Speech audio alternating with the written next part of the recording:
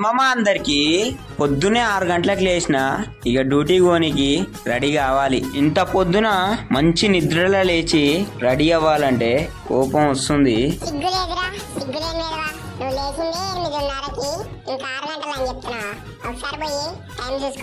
అది వీడియో కోసమని అట్లా చెప్పిన మామ. సారీ సన్ మామ.